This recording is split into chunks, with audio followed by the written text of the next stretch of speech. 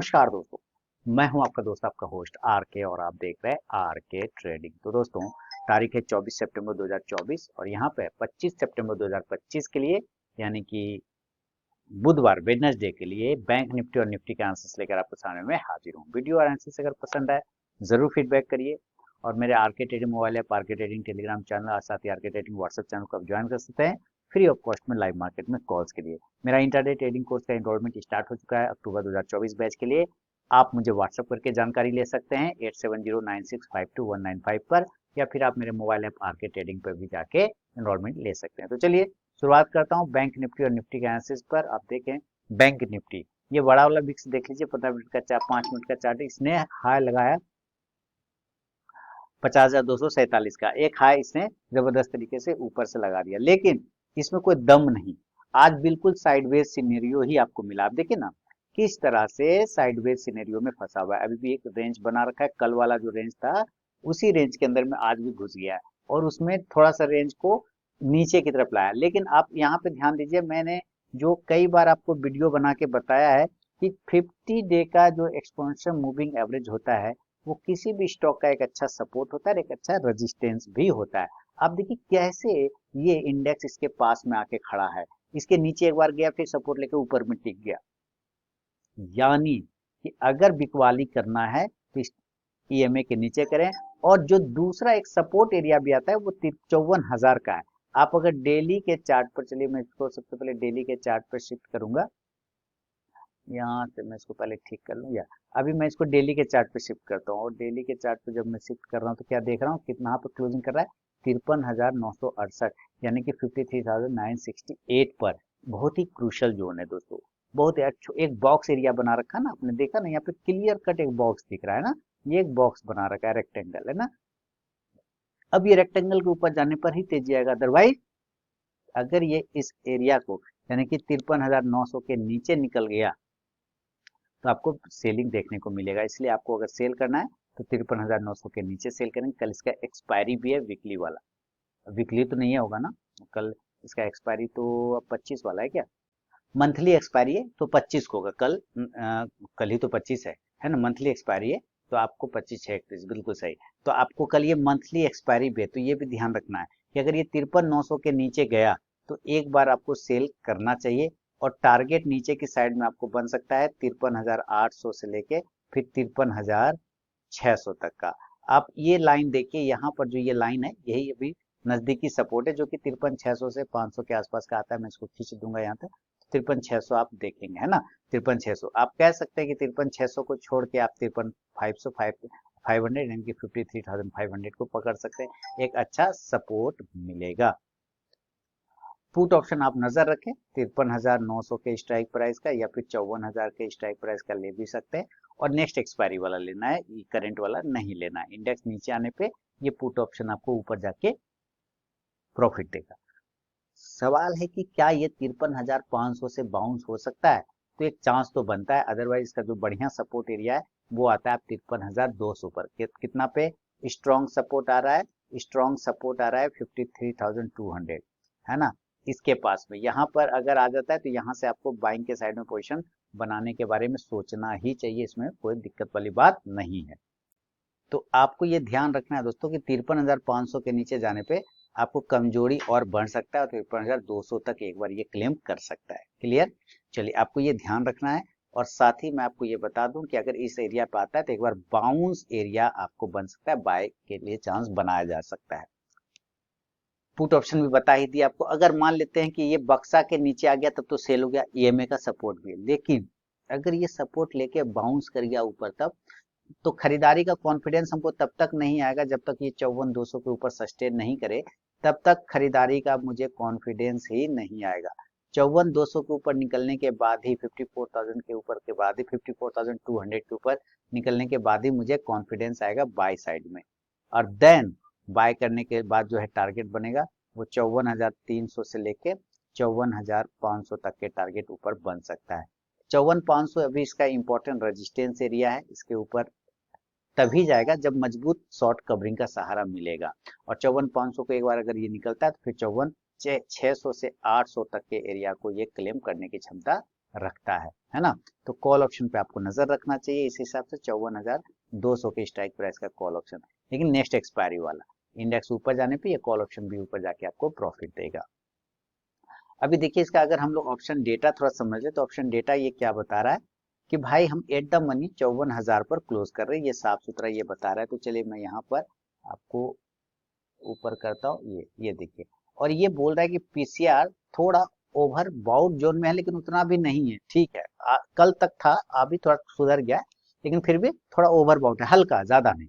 54,000 पे ये बोल रहा है कि 28 लाख पुट राइटर है, कॉल राइटर लगभग लगभग 32 लाख है, तो ज्यादा नहीं है रजिस्टेंस, छोटा सा एक रजिस्टेंस है। अगर ये टूट जाता है तब ये ऊपर की तरफ आपको लेके आएगा 54,100 से 200 पे। 54,200 पे स्थिति क्या है, लगभग 6 लाख पुट राइटर और लगभग 21 लाख कॉल राइटर है। तो ये मेन हर्डल है, इसीलिए मैंने कहा कि अगर इसके ऊपर जाएगा तभी खरीदारी बनेगा नया वाला। और इसी तरह अगर हम नीचे देखते हैं तो पहला सपोर्ट एरिया आपको मिलेगा कहाँ, पहला सपोर्ट एरिया मिलेगा 53,800 पर, जहाँ पे लगभग 17 lakh put writer, call writer लगभग 4 साढ़े 4 लाख है, तो ये अच्छा सपोर्ट है।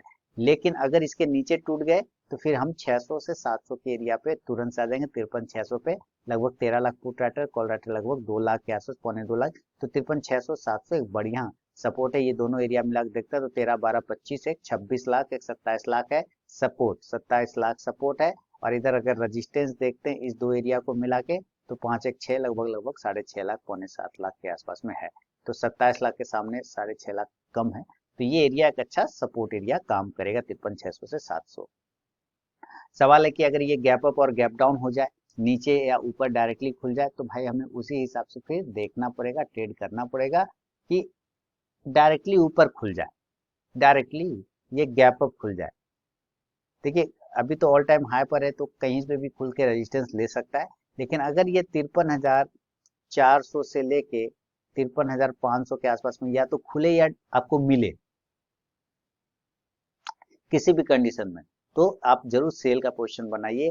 और नीचे टारगेट आप 53,300 से 53,000 तक, सॉरी 53,000 नहीं, ये 54,000, 54,400 से 54,500 पर अगर ये गैप अप आपको मिलता है, मुंह में भी 53,000 ही है, तो जरूर सेल करिए। इसके पहले भी मैंने 53 लिख दिया था क्या, देख लेता हूँ भाई, नहीं 54,000 लिखा था, ठीक है।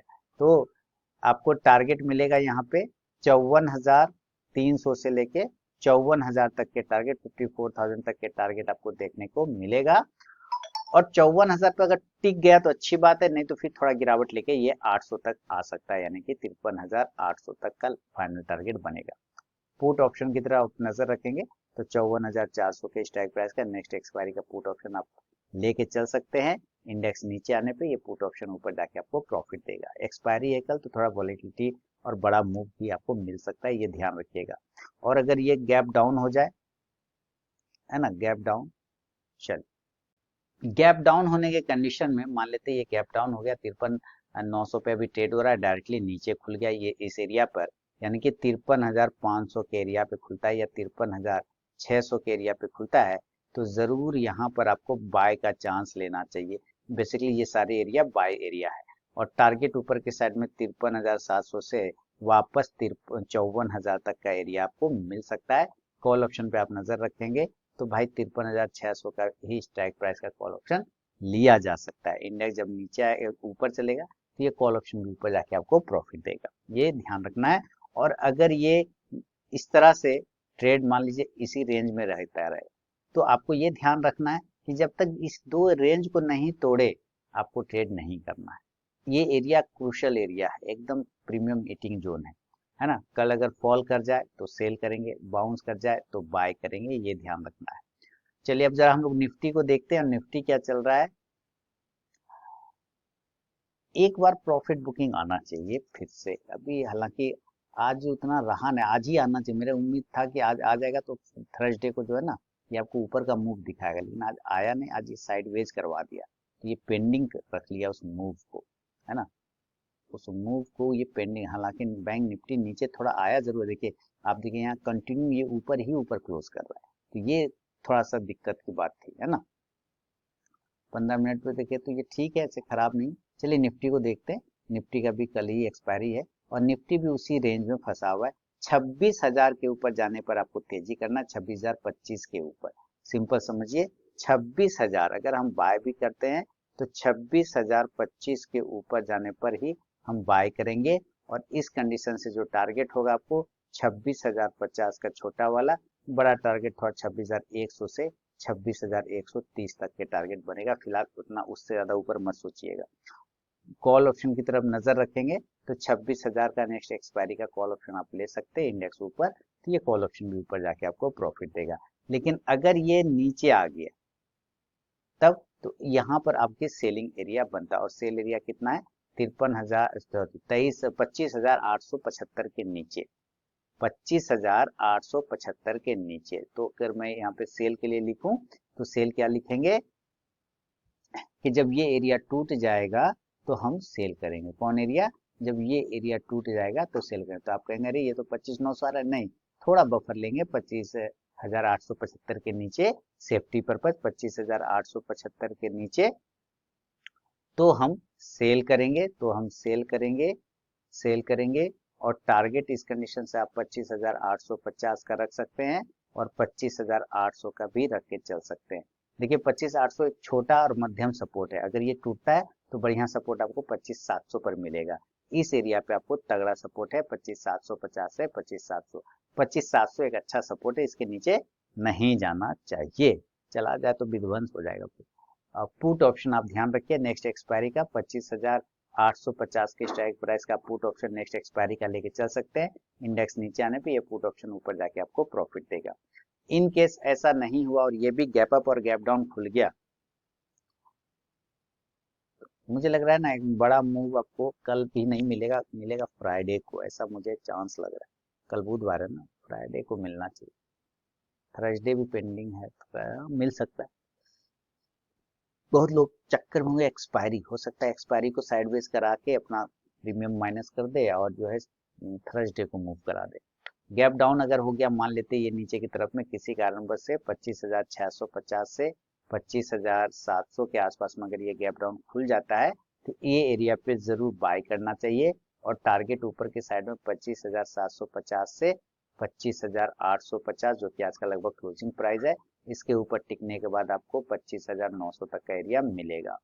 कॉल ऑप्शन की तरफ आप नजर रखेंगे तो 25,700 के स्ट्राइक प्राइस का नेक्स्ट एक्सपायरी का लेके चल सकते हैं इंडेक्स ऊपर, तो ये कॉल ऑप्शन भी ऊपर जाके आपको प्रॉफिट देगा। और अगर ऐसा नहीं हुआ और ये गैप अप खुल गया, यानी कि ऊपर की साइड में खुल गया, तो ऊपर की साइड में भी हम लोग देख लेंगे गैप अप। ठीक है, निफ्टी का एक्सपायरी तो परसों है 26 तारीख को, बैंक निफ्टी का कल है, ध्यान रखिएगा।